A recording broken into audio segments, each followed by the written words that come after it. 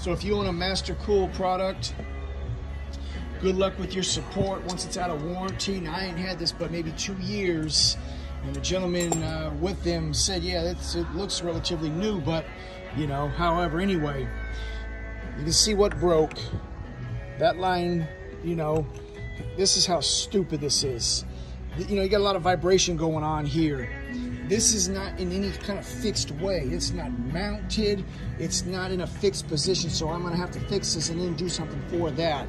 But anyway, that little line is broken. And guess what? Sorry, we don't make that model anymore. Send it to us, we'll find a used part and we'll throw it on there if we have a used part.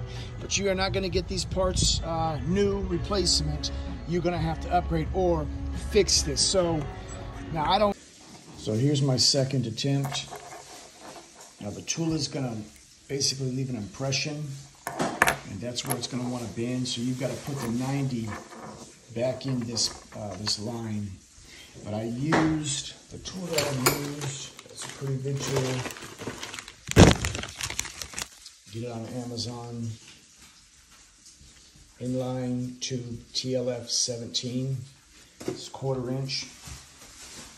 There's your bender, a little pipe cutter. Amazon sells the 1/4 inch copper line.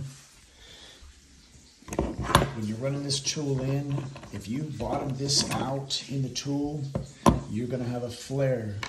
Let's see which one I did it on.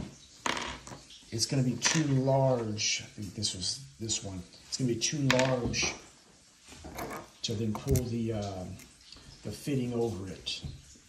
So what I found is if I ran this in from the time I had tension on the line, 3 complete revolutions, and so there would be a small gap here, was perfect to get it to slide right over the line.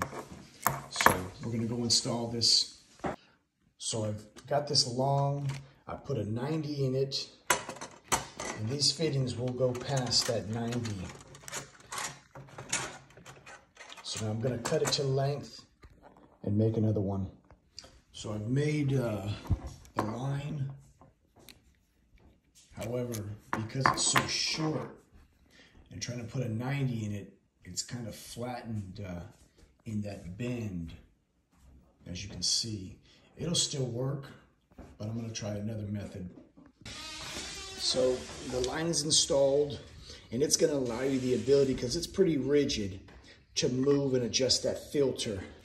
So what I did is I drilled 2 holes up front, and I'm gonna use a zip tie to just hold this low pressure line against the housing to provide just a little extra support.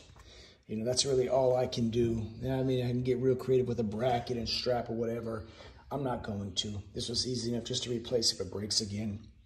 But what you're gonna wanna do, once you drill it, make sure you deburr the back side where you drill through so you don't create another problem cutting into the hose with vibration. So now I've connected a line into this valve. Now it was the low side that was leaking. So I can open that, and obviously I'm gonna purge out of the high side. But I've got the low side is open, it's pressurized, as you see there.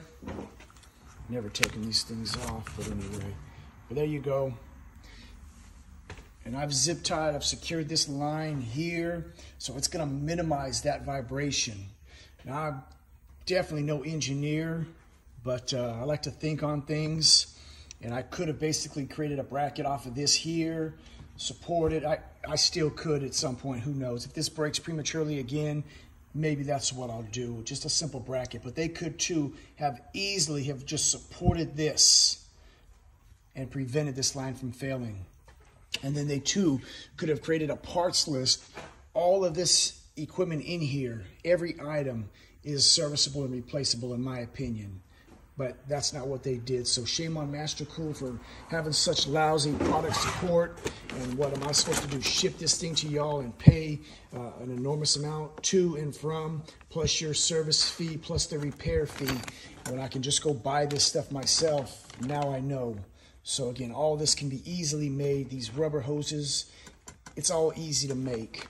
So if you find yourself in a situation where you've paid over $1,000 for this unit, and something as stupid as this little line breaks, fix it yourself.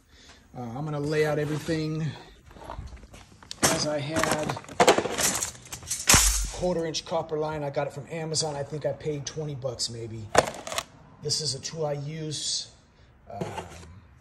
I've got a lube. Getting these parts, TLF 17. That's the 1/4-inch. TLF 16 is the 3/16. I use that one a lot for brake line repair. Inline tube is the maker. But I got a deburr. I got a bunch of stuff. I got a bunch of other equipment for brake lines. And so hopefully that helps you. You know, easy fix. It's tested. I got a job come Tuesday. I need this machine, so we're back up and going. Happy about that. So again, hope it helps y'all.